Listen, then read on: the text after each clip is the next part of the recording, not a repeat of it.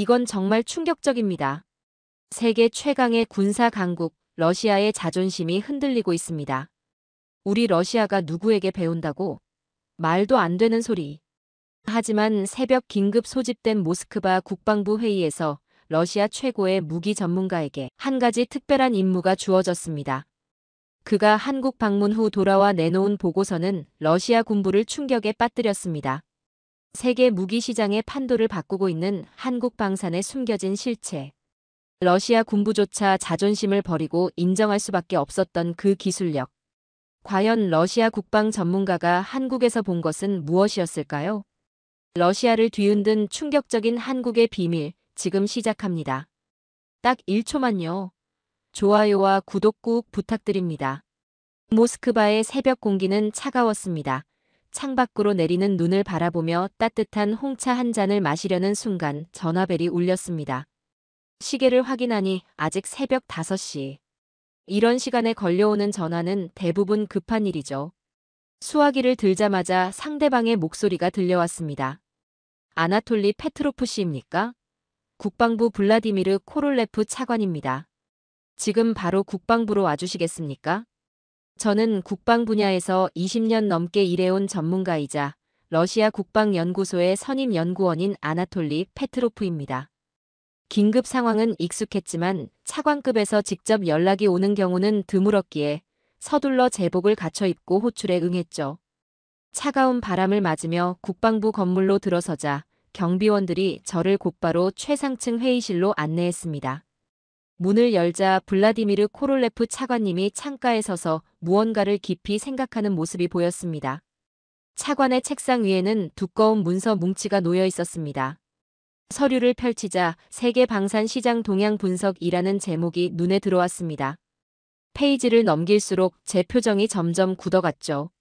러시아 무기 수출이 감소하고 있다는 통계와 그래프가 줄줄이 이어졌기 때문입니다. 이거 잘못된 정보 아닙니까? 우리 러시아는 세계 최고의 무기 생산국이자 수출국입니다. 코롤레프 차관은 쓴웃음을 지었습니다. 그랬었죠. 이젠 과거형이에요.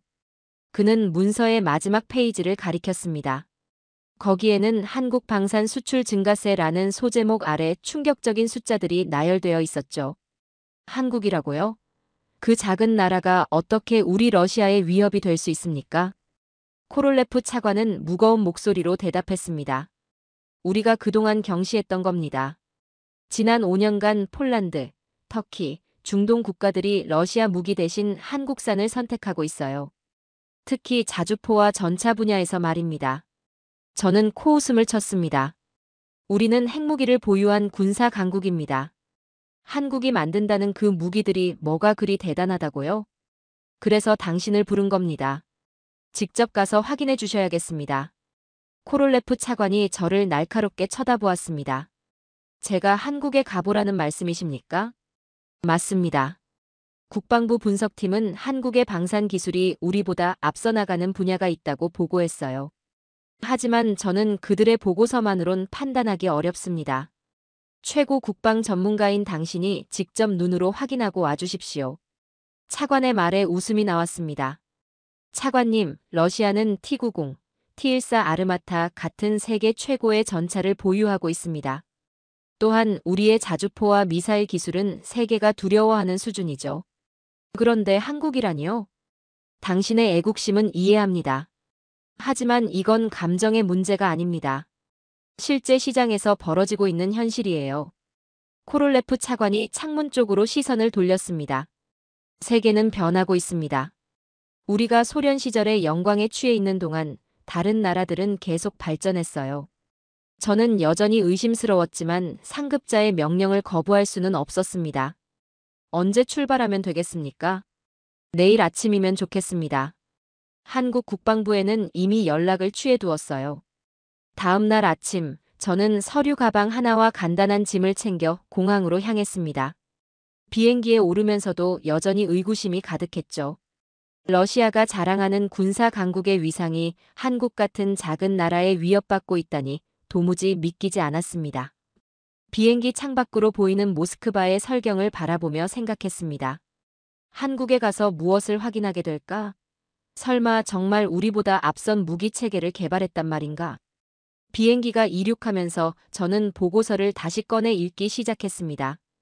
폴란드가 러시아 자주포 대신 한국의 K9을 대량 주문했다는 내용, 터키가 한국의 K2 전차 기술을 도입해 자국 전차를 개발 중이라는 정보들까지. 머릿속에서는 의문이 꼬리에 꼬리를 물었습니다. 우리 러시아는 세계 2위의 무기 수출국이었습니다. 저렴하면서도 강력한 성능으로 세계 시장을 장악해왔죠.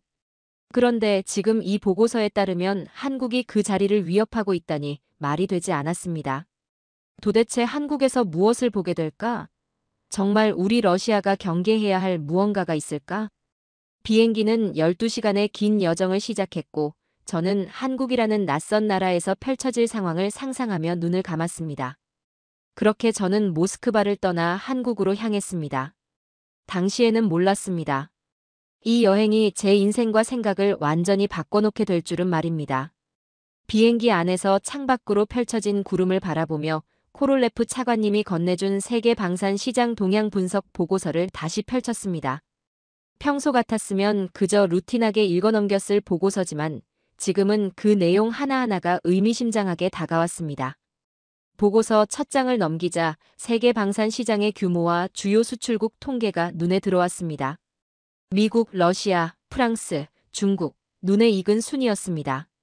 하지만 이어지는 최근 5년간 시장 점유율 변화 추이 그래프가 충격적이었죠. 러시아의 선이 꾸준히 하락하고 있었고 그 아래 기타 카테고리의 선이 상승하고 있었죠. 다음 페이지에서 그 기타의 정체가 드러났습니다. 한국이었죠. 순간 코웃음이 나왔습니다. 한국이라니. 인구 5천만 명 남짓한 작은 나라가 어떻게 러시아를 위협한다는 건지 의아했죠. 그러나 이어지는 통계는 웃어넘길 수 없었습니다. 한국 방산 수출액이 2010년 10억 달러에서 2024년 170억 달러로 17배 증가했다는 내용이었습니다. 더 충격적인 것은 K9 자주포, K2 전차 등의 수출 품목이었죠. 제가 가장 자신 있는 분야가 바로 기갑 및 포병 무기였습니다. 러시아의 전차와 자주포를 분석하고 개선하는 프로젝트를 주도한 사람으로서 한국의 무기 체계가 우리 것보다 낫다는 주장은 받아들이기 어려웠습니다. 보고서는 특히 폴란드 사례를 상세히 다루고 있었습니다. 전통적으로 러시아와 가까웠던 폴란드가 K9 자주포 수백 문을 도입하기로 결정했다는 내용이었죠. 터키 사례도 흥미로웠습니다. 터키는 한국의 K2 전차 기술을 도입해 자국의 알타이 전차를 개발 중이었습니다. 보고서는 터키는 러시아의 T90 전차 기술 도입을 검토했으나 최종적으로 한국의 K2 기술을 선택했다고 설명했습니다. 계속해서 페이지를 넘겼습니다.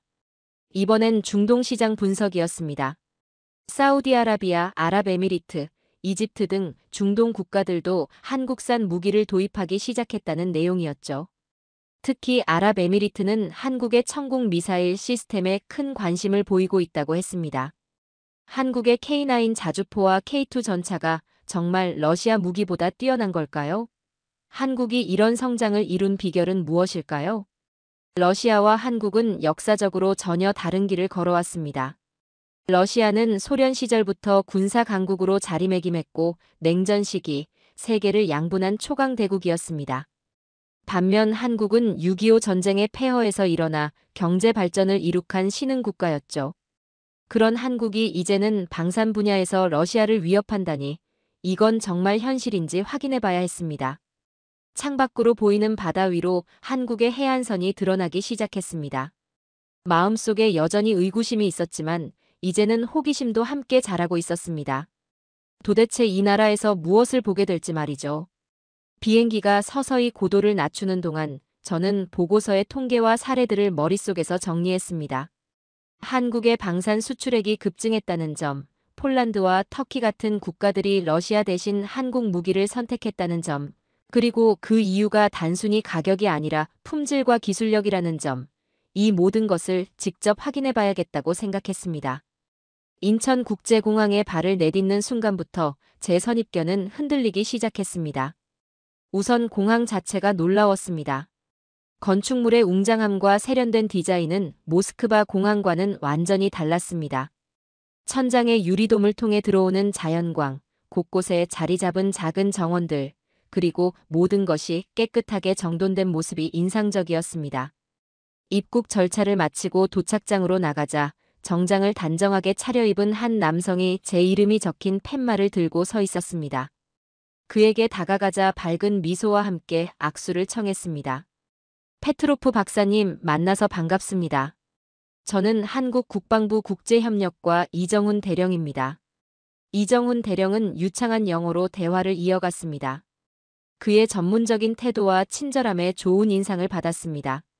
페트로프 박사님, 오늘은 국방부 청사와 군사기지를 방문할 예정입니다. 차에 오르자 이정훈 대령이 오늘의 세부 일정을 설명했습니다. 오전에는 국방부 청사를 방문하여 한국 방위산업의 전반적인 현황에 대한 브리핑을 받으실 겁니다. 이후 점심 식사를 하고 오후에는 경기도에 있는 군사기지로 이동하여 K9 자주포와 K2 전차를 직접 보실 예정입니다. 서울 용산구에 위치한 국방부 청사에 도착했습니다. 건물 외관은 현대적이면서도 단정한 느낌이었죠. 예상했던 것보다 웅장하지는 않았지만 세련된 디자인이 인상적이었습니다. 내부는 마치 첨단 기업의 본사 같았습니다. 개방적인 공간, 최신 디지털 장비들, 그리고 곳곳에 설치된 대형 디스플레이가 인상적이었습니다. 러시아 국방부와는 완전히 다르군요. 우리는 좀 더 전통적인 구조로 되어 있습니다. 이정훈 대령은 미소를 지었습니다. 한국 국방부는 모든 업무가 디지털화되었고 이를 통해 업무 효율성이 30% 이상 향상되었죠. 이정훈 대령의 안내로 5층에 위치한 회의실로 이동했습니다. 회의실 문을 열자 앞쪽 벽면 전체가 대형 스크린으로 되어 있었습니다. 테이블 주변에는 이미 몇 명의 군 장교와 민간인들이 기다리고 있었습니다. 페트로프 박사님, 이분들은 한국 방위산업 관련 전문가들입니다. 오늘 박사님께 한국의 방위산업과 무기체계에 대해 설명해 드릴 예정입니다. 간단한 인사가 오갔고 곧 브리핑이 시작되었습니다. 대형 스크린에 한국 방위산업의 현황과 발전 과정이 표시되었습니다. 1970년대 자주국방 정책 이후 한국이 어떻게 방위산업을 발전시켜왔는지에 대한 설명이 이어졌습니다. 특히 인상적이었던 것은 한국이 단순한 무기 조립에서 시작하여 자체 설계 및 개발 단계로 발전한 과정이었습니다.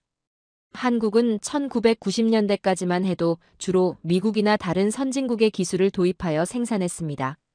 그러나 2000년대 들어 자체 연구 개발에 대한 투자를 크게 늘렸고 그 결과 K9 자주포, K2 전차 같은 독자적인 무기 체계를 개발할 수 있었습니다.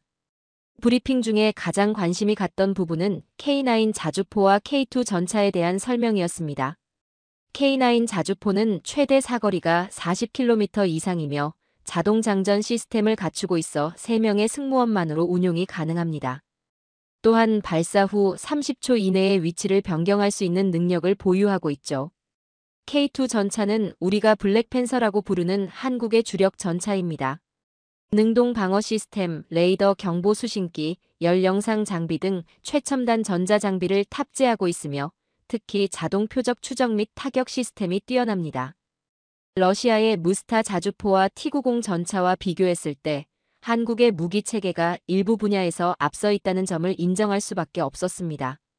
특히 자동화 수준과 디지털 인터페이스, 그리고 네트워크 중심 작전 능력 면에서 그랬습니다. 이런 첨단 무기 체계의 개발 비용은 어떻게 충당하나요? 한국은 미국이나 러시아처럼 국방 예산이 크지 않을 텐데요. 좋은 질문입니다. 한국은 효율적인 연구개발 체계를 갖추고 있습니다. 정부 주도의 국방과학연구소가 핵심 기술을 개발하고 민간 기업들이 실제 생산을 담당하는 방식입니다. 또한 민간 기술의 군사적 활용을 적극 추진하여 개발 비용을 절감하고 있습니다. 점심 식사 후 우리는 경기도에 위치한 군사기지로 이동했습니다.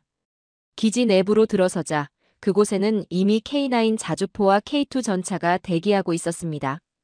실제 운용 중인 장비들입니다. 오늘은 특별히 박사님을 위해 간단한 시연을 준비했습니다. 먼저 K9 자주포의 시연이 진행되었습니다. 3명의 승무원이 탑승한 K9이 포탑을 회전시키고 포신을 들어올리는 모습을 보여주었습니다. 다음은 K2 전차였습니다. 4명의 승무원이 탑승한 K2가 험지를 주행하며 기동성을 보여주었습니다. 특히 인상적이었던 것은 자동 표적 추적 시스템의 시연이었습니다. K2가 이동 중에도 표적을 정확히 잡아내고 포탑이 자동으로 조준하는 모습을 보여주었습니다. 러시아의 T-90도 뛰어난 전차지만 이런 종류의 자동화 시스템은 아직 완벽하게 구현하지 못했습니다. 시연을 모두 관람한 후 현장에서 간단한 디브리핑이 진행되었습니다. 한국군 장교들이 두 무기 체계의 실전 운용 경험과 유지보수 특성에 대해 설명해 주었습니다. K9 자주포의 가장 큰 장점은 신뢰성입니다. 극한의 환경에서도 안정적으로 작동하며 정비 주기가 길어 운용 비용이 절감됩니다. 폴란드, 핀란드, 노르웨이 같은 혹독한 기후를 가진 국가들이 K9을 선택한 이유이기도 합니다. K2 전차의 경우 기동성과 화력의 균형이 뛰어납니다. 55톤급의 중량에도 불구하고 1500마력 엔진을 탑재하여 70km 이상의 속도를 낼 수 있습니다. 또한 첨단 전자 장비와 방어 시스템 덕분에 생존성이 크게 향상되었습니다. 기지를 떠나기 전 저는 마지막 질문을 던졌습니다. 이런 첨단 무기 체계의 수출 가격은 어느 정도인가요? 러시아 제품과 비교했을 때 경쟁력이 있나요?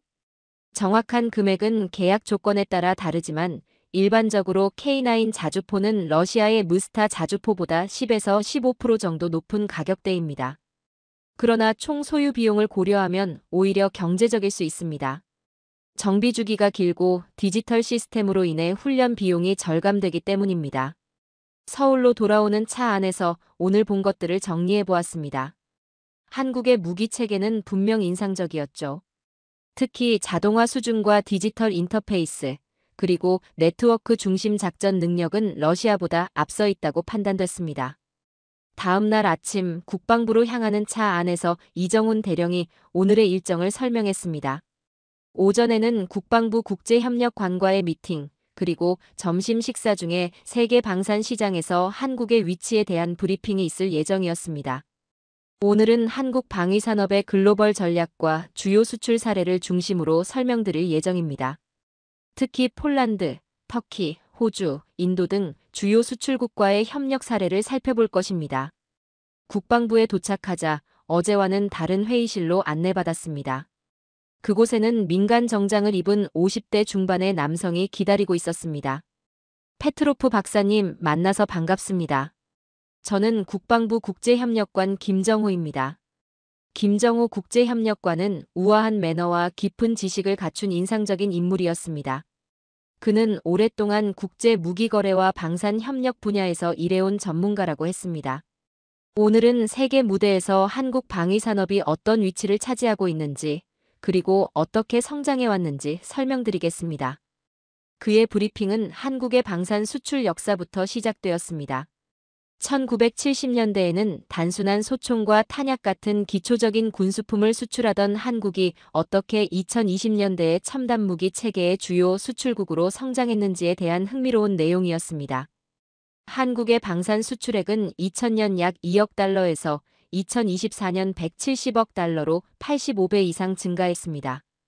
이는 세계에서 가장 빠른 성장 속도입니다. 브리핑 중에 가장 인상적이었던 부분은 한국의 주요 수출 사례였습니다. 특히 폴란드와의 계약은 충격적이었습니다. 2022년 폴란드는 한국과 약 150억 달러 규모의 방산 계약을 체결했습니다. 이 계약에는 K9 자주포 672대, K2 전차 1000대, FA50 경공격기 48대가 포함되어 있습니다. 이는 한국 방산 역사상 최대 규모의 수출 계약이었죠. 폴란드는 왜 러시아 무기가 아닌 한국 무기를 선택했나요? 제 질문에 김정호 국제협력관이 미소를 지었습니다. 그 이유는 여러 가지가 있습니다만 가장 중요한 것은 성능과 신뢰성, 그리고 적시 납품 능력이었습니다. 폴란드는 여러 국가의 무기 체계를 비교 평가한 후 한국 제품이 가격 대비 성능이 가장 우수하다고 판단했습니다. 그의 설명에 따르면 폴란드가 한국 무기를 선택한 또 다른 이유는 기술 이전과 현지 생산 가능성이었습니다. 한국은 단순히 완성품을 판매하는 것이 아니라 구매국과 함께 현지 생산 체계를 구축하는 방식으로 협력한다는 점이 매력적이었다고 했습니다. 그의 말을 들으며 러시아의 방산 수출 전략에 대해 생각해 보았습니다. 전통적으로 러시아는 완성된 무기 체계를 판매하는 방식을 선호했고 기술 이전에는 제한적이었습니다. 이런 접근 방식이 현대 방산 시장에서는 한계로 작용하고 있다는 점을 깨달았습니다. 러시아 무기의 장점과 단점도 비교해 보았습니다. 러시아 무기는 강력한 화력과 단순하면서도 견고한 구조가 장점이었죠. 그러나 첨단 전자장비나 정밀 조준 시스템 같은 분야에서는 서방이나 한국 제품에 비해 부족한 면이 있었습니다. 한국은 어떻게 이렇게 짧은 시간 안에 세계적인 방산 강국으로 성장할 수 있었나요? 가장 큰 이유는 민간 기술의 군사적 활용입니다. 한국은 세계적인 IT, 자동차, 조선 강국입니다. 이런 민간 기술을 군사 분야에 적용하여 빠르게 발전할 수 있었습니다. 삼성, 현대, LG 같은 대기업들이 방산 분야에도 활발하게 참여하고 있죠. 이 부분은 정말 인상적이었습니다. 러시아의 방위 산업은 대부분 국영 기업 중심으로 운영되었고 민간 기술과의 융합이 제한적이었습니다. 반면 한국은 민간의 첨단 기술을 군사 분야에 적극 활용하는 모델을 채택하고 있었죠. 페트로프 박사님, 러시아와 한국의 방위 산업 협력 가능성에 대해서는 어떻게 생각하십니까? 잠시 생각한 후 대답했습니다. 흥미로운 질문이네요. 러시아는 전통적으로 화력과 방호력이 뛰어난 무기 체계를 개발해왔죠. 반면 한국은 디지털 기술과 자동화 시스템에서 강점을 보이고 있습니다. 양국의 기술이 결합된다면 시너지 효과가 클 것 같습니다. 김정호 국제협력관은 고개를 끄덕였습니다. 저도 같은 생각입니다. 국제 정세와 여러 제약이 있지만 기술적 관점에서는 협력 가능성이 충분히 있다고 봅니다. 점심 식사 후 우리는 국내 최대 방위산 업체 중 하나인 한화디펜스의 연구시설로 향했습니다. 이곳에서 K9 자주포와 K2 전차의 연구개발 과정을 살펴볼 예정이었습니다.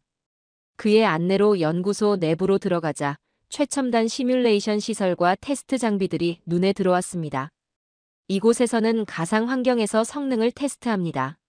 실제 제작 전의 다양한 조건에서의 작동을 시뮬레이션하여 개발 비용과 시간을 크게 절감할 수 있습니다. 실제 무기 체계의 가상 복제품을 만들어 다양한 시나리오에서 테스트한다는 아이디어는 혁신적이었습니다.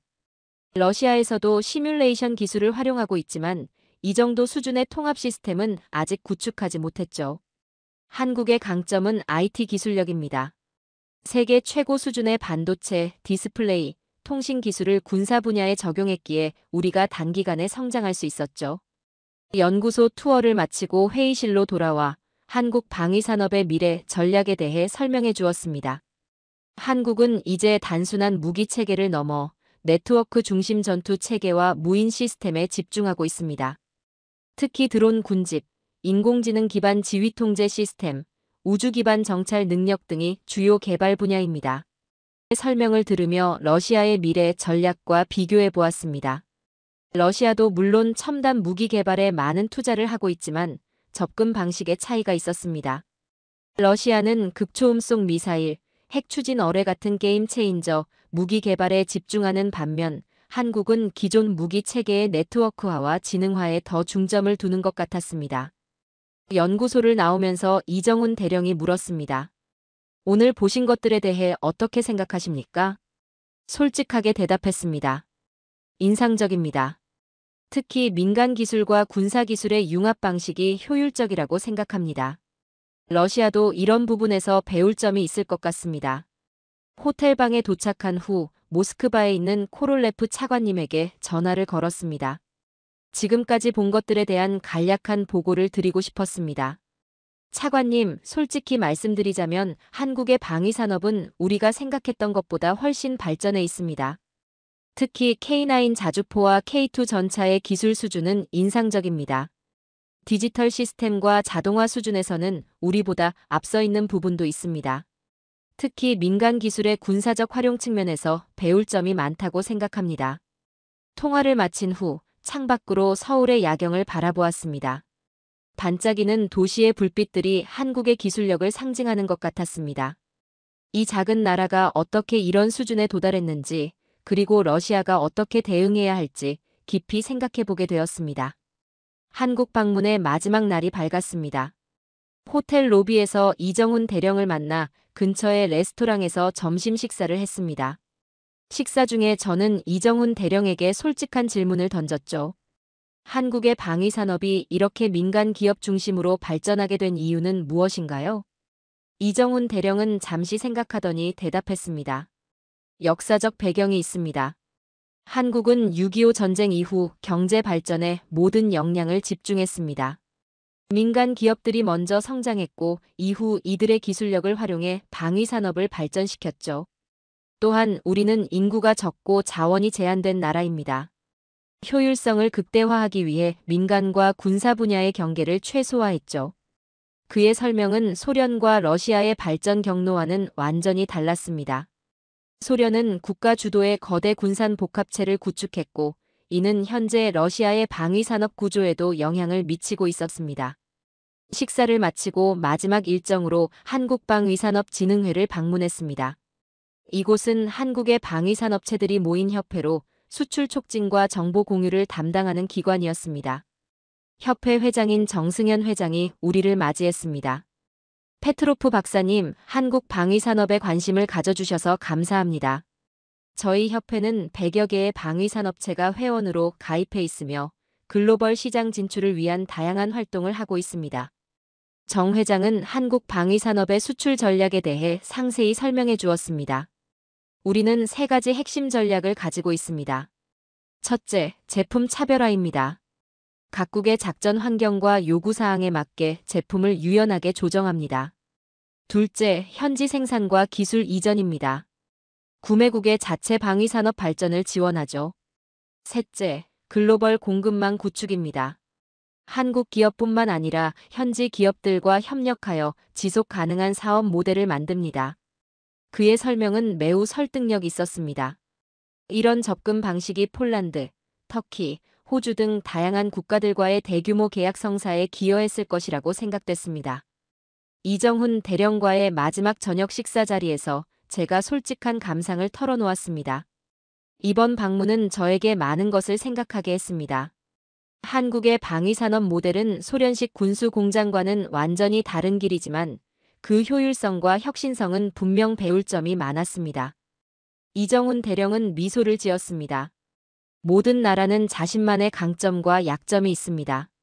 러시아는 오랜 역사와 전통을 가진 군사 강국입니다.